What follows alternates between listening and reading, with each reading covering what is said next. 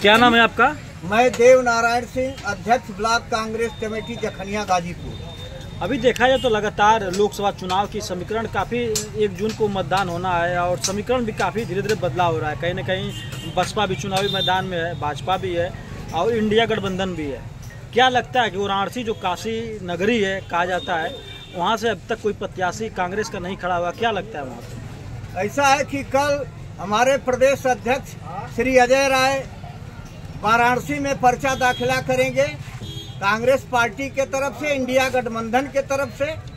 और वह राजनारायण पार्क से जो है लोग चलेंगे साइकिल के द्वारा और कचहरी तक आएंगे, करीब 12-13 किलोमीटर। और मोदी जी का भी पता चला है कि वो 12 तारीख को करने वाले हैं। इस बार बनारस में आर पार की लड़ाई होने जा रही है। ऐसा है कि इंडिया गठबंधन की सरकार इस बार बनने से कोई ताकत नहीं रोक सकती है। भाजपा अपने जुमलेबाजी के वजह से, पाखंड के वजह से, ढोंग के वजह से, धोखा देने के वजह से देश से जा रही है। अभी आप लोग देख रहे हैं कोरोना की वैक्सीन के नाम पर लोगों के शरीर में गलत वैक्सीन डाल दी गई है, लोगों की जिंदगी से खेला गया है। इससे बड़ा अपराध क्या हो सकता है?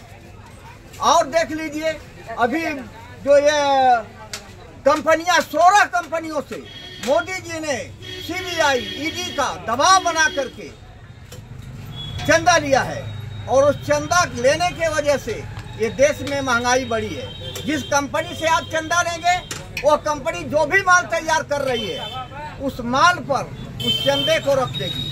महंगाई का मुख्य कारण यही है। अभी जो कोविड-19 वैक्सीन लगा था उस पर यह भी दावा किया जा रहा है कि जो वैक्सीन का असर होता है 1 से 6 हफ्ता के अंदर होता है। अधिकांश लोगों को इसका कोई साइड इफेक्ट नहीं हुआ है।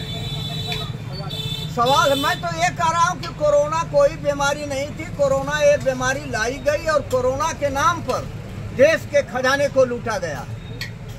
क्या लगता है पिछले 10 वर्षों में बनारस और जो काशी की नगरी है कितना विकास हुआ होगा? देखिए, काशी वाराणसी में विकास हुआ है, इसको मैं नहीं नकार सकता हूँ। लेकिन महंगाई, बेरोजगारी, भ्रष्टाचार देश के लिए अभिशाप बन चुका है। बेरोजगारी 10 साल में 10 गुना बढ़ी है। नौजवान रोड पर आ गए हैं। सबसे बुरी हालत तो ये हुई कि जो अग्निपथ योजना मोदी जी ने ला दिया, 4 साल की नौकरी, 4 साल सेना के भर्ती की तैयारी में लगता है। इंडिया गठबंधन की सरकार बनते ही इस योजना को सरकार समाप्त करने का वादा घोषणा पत्र में दे चुकी है। पुरानी पद्धति से सेना की भर्ती होने लगेगी, किसानों की कर्जा माफी होगी, MSC पर कानून जो है इंडिया गठबंधन देने जा रही है। और महिलाओं को, जो गरीब तबका की महिलाएं हैं, उनको प्रतिवर्ष 1 लाख इंडिया गठबंधन की सरकार देगी। इस तरह से अनेक बहुत सारी सुविधाओं की घोषणा की है। हमारा घोषणा पत्र जनता देख रही है और उस घोषणा पत्र में इतना दम है। मैं ये भी घोषणा पत्र में दिया हूँ कि अगर कोई वादा इंडिया गठबंधन कांग्रेस पूरा नहीं कर पाती है तो आप मेरे खिलाफ न्यायालय भी जा सकते हैं। अभी आपने ये भी दावा किया है कि नहीं, भाजपा की तरफ से विकास बनारस में हुआ है, इसको इनकार नहीं किया जा सकता। और भाजपा यही मुद्दे को लेकर चुनाव लड़ रही है, वो कितना कारगर साबित होगी? सवाल यह है कि केवल बनारस के विकास से कुछ होना जाना नहीं है।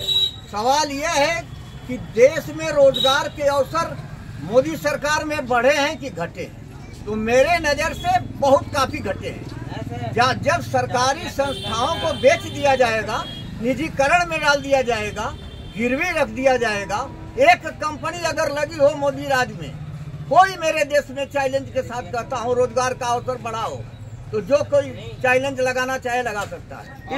इसमें दलित मतदाताओं का रुझान क्या होगा? देखा जाए तमाम उनकी जो, देखिए, दलित मतदाता हो, चाहे सवर्ण मतदाता हो, चाहे पिछड़ा मतदाता हो, पिछड़ा और दलित ये तो ठान लिया है कि संविधान, लोकतंत्र, आरक्षण को बचाना है और वो एक साथ चुनाव इंडिया गठबंधन के पक्ष में बहुमत में करेंगे।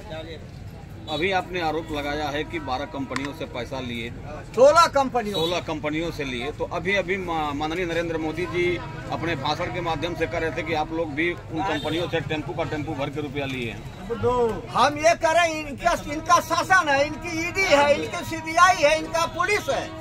जांच तो राहुल गांधी उतरे थे हवाई अड्डे पर चुनाव प्रचार के दौरान, उनके हेलीकॉप्टर का चेक किया गया। कहीं भाजपा के किसी हेलीकॉप्टर का अब तक चेक हुआ है? क्यों नहीं पकड़वाते हैं अगर हम लिए हैं तो? धन्यवाद।